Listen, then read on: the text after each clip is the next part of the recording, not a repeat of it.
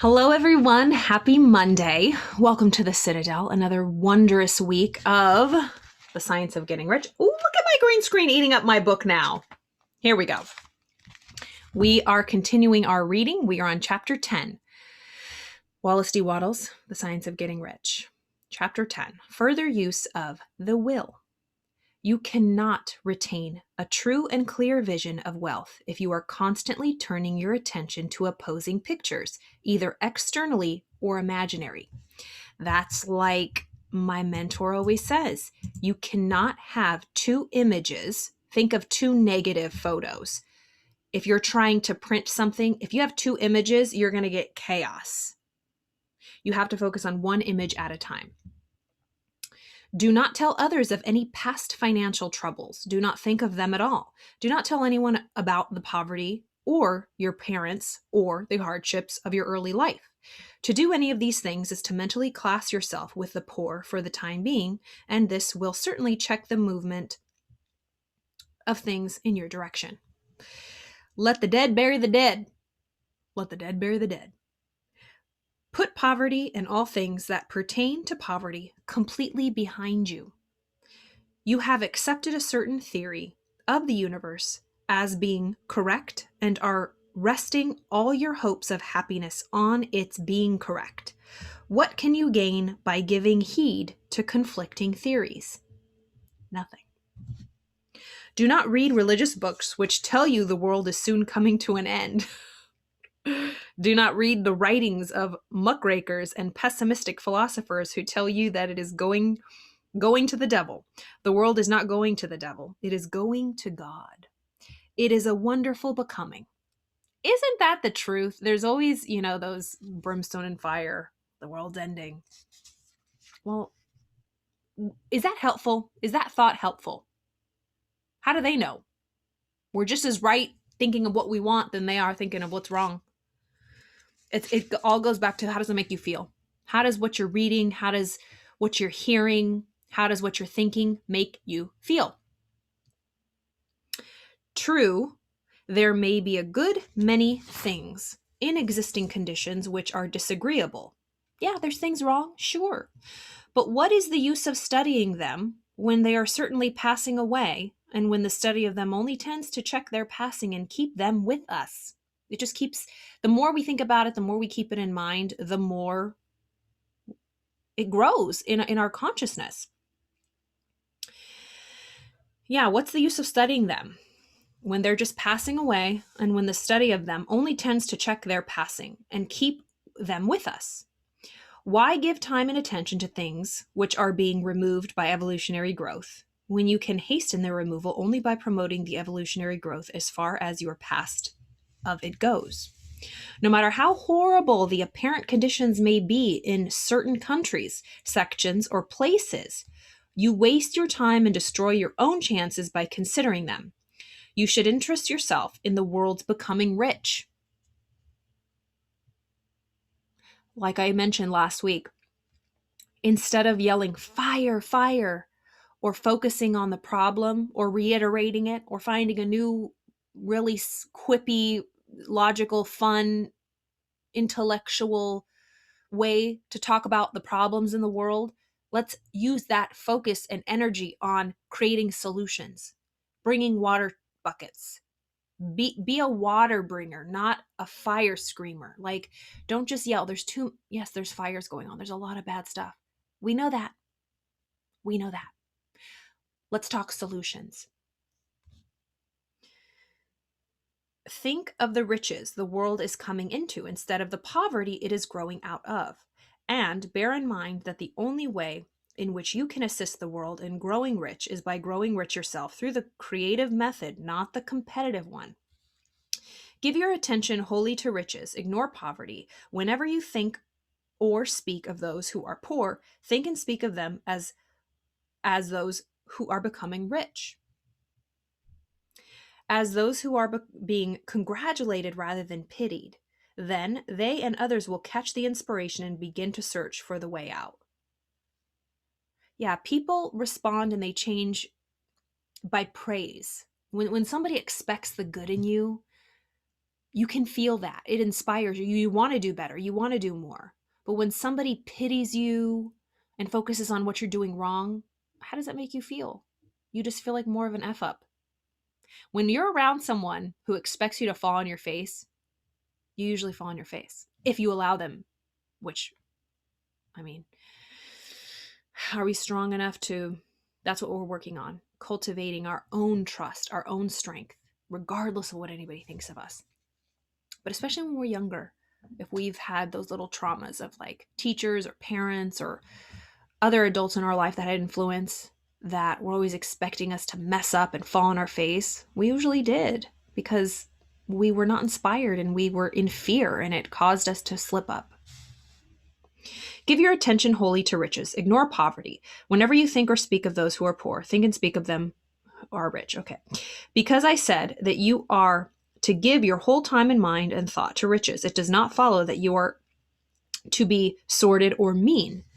To become really rich is the noblest aim you can have in life because it includes everything else. To be really rich is the noblest aim you can have in life because it includes everything else. On the competitive plane, the struggle to get rich is a godless scramble for power over other people. But when we come into the creative mind, all this is changed. All that is possible in the way of greatness. Sorry, my phone's going off. Okay. All that is possible in the way of greatness and soul unfoldment of service and lofty endeavor comes by way of getting rich. All is made possible by the use of things. If you do not have physical health, you will find that its attainment is conditional on your getting rich. Only those who are emancipated from financial worry and who have the means to live a carefree existence and follow hygienic practices can have and retain health. I heard, oh my God, who was it? Talking about, maybe it was Steve Harvey or somebody, one of those motivational speakers, about being a sellout. Like, well, when I get rich, it was Tim Story. Ooh, Tim Story, his audiobook. Ooh, he has a couple of them, really good. Tim Story. And he was talking about, why is it always that rich people, celebrities, or people, they all start getting their own personal chefs and personal trainers and all this because they have money. They can take care of their health. They want to take care of their health because without health, you can't enjoy anything, any success, any victory, any money. So the first thing people get when they get money is they invest in their health. What does that say? Rich in health. Moral and spiritual greatness is only possible for those who are above the competitive battle for existence, and only those who are becoming rich on the plane of creative thought are free from the degrading influences of competition. If your heart is set on domestic happiness, remember that love flourishes best where there is refinement, a high level of thought, and freedom from corrupting influences. These are to be found only where riches are attained without strife or rivalry by the exercise of creative thought. I repeat, you can aim at nothing so great or noble as to become rich. You must fix your attention upon your mental picture of riches, to the exclusion of all that may tend to dim or obscure your vision. You must learn to see the underlying truth in all things. You must see beneath all seemingly wrong conditions the great one, life, ever moving forward toward fuller expression and more complete happiness. It is the truth that there is no such thing as poverty. There is only wealth. Some people remain in poverty because they are ignorant of the fact that there is wealth for them. These people can best be taught by showing them the way to affluence in your own person and practice. That statement above, it says, it is the truth that there is no such thing as poverty. There is only wealth. That just made me think of something. I was listening to an audiobook always. I'm obsessed. And she was talking about, we don't have to work for fear. We don't have to work for poverty. but we have to work for God and we have to work for wealth. We don't have to work for evil. We don't have to work for unhappiness. It's just here. We don't have to work for problems, but we have to work for solutions. And is one harder than another? I don't know. They can be challenging. It's challenging to work towards something, and it's challenging to stay in the stagnant pain of the problem. So, do you want to, return on your investment? Pain being the investment, discomfort being growth. It's just growth. Yeah, discomfort. Or your discomfort in your growing and your discomfort in staying the same. So you might as well grow and don't waste your discomfort. Don't squander your pain. So some remain in poverty because they are ignorant of the fact that there is wealth for them. These people can best be taught by showing them the way to affluence in your own person and practice.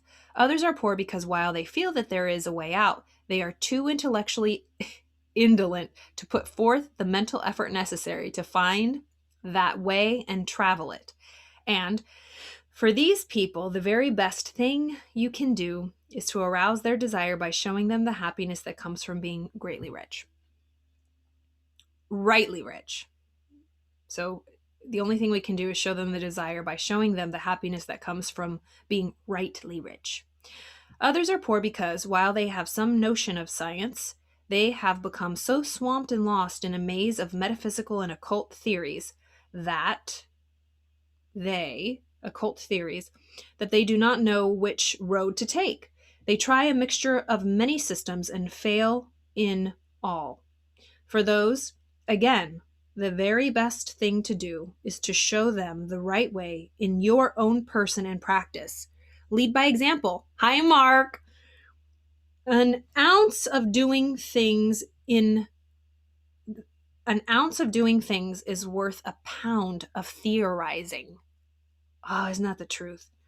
An ounce of doing things, an ounce of action is worth a pound of just thinking about it and theorizing and talking, yapping.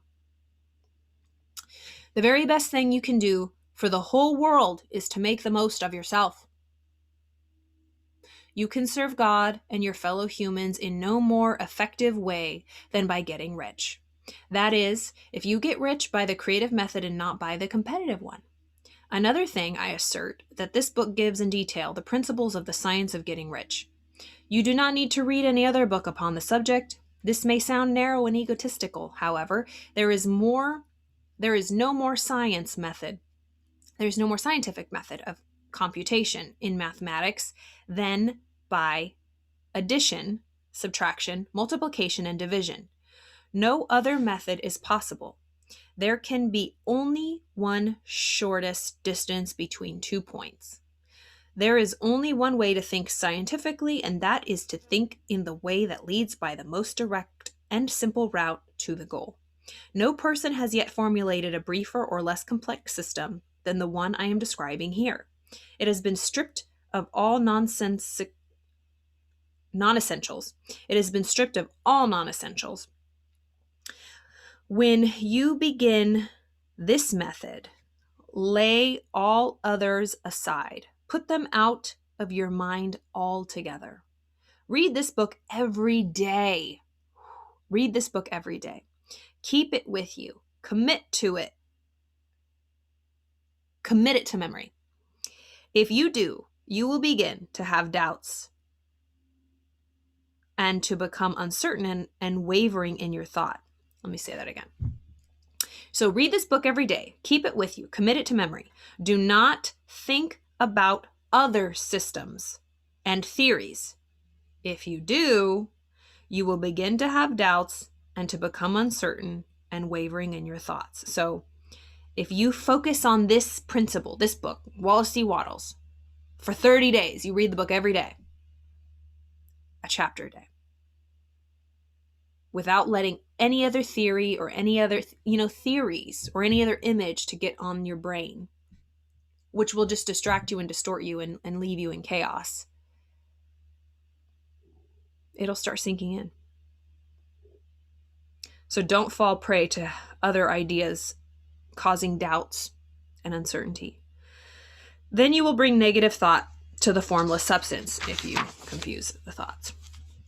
After you have made good and become rich, you may study other systems as much as you please. But until you are quite sure that you have gained what you want, do not read anything else on the subject except the authors mentioned in the preface. Only read the most optimistic comments on the world's news, just those that are in harmony with your picture. Also, postpone your investigations into the occult. Do not dabble in theosophy, spiritualism, or kindred studies. It is very likely that the dead still live and are near. But if they are, let them alone. Mind your own business. Isn't that the truth? We're always jumping to something else to try to figure it out, which is our brain's way of avoiding the present moment and focusing on one thing and accomplishing it. There's a really great video about creativity and just moving forward in our life, and it talks about, we can either do 10 things to the first degree, which spreads us thin and we don't ever get anywhere, or doing one thing to the 10th degree and just shooting forward. Yeah, don't be too much in our head. Let's take more action. Wherever the spirits of the dead may be, they have their own work to do and their own problems to solve. We have no right to interfere with them. We cannot help them.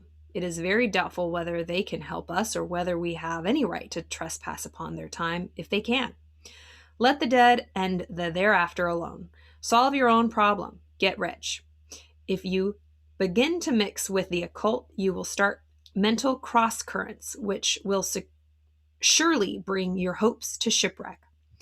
Lastly, this and the preceding chapters have brought us to the following statement of basic facts.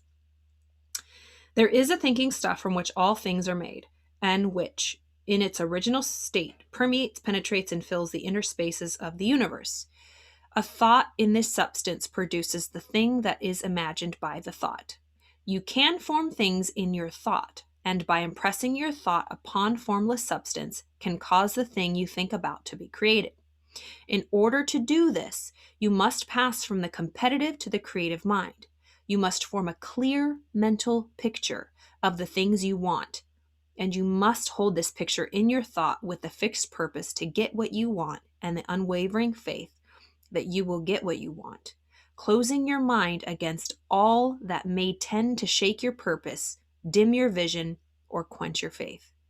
And in addition to all this, we shall now see that we must live and act in the certain way.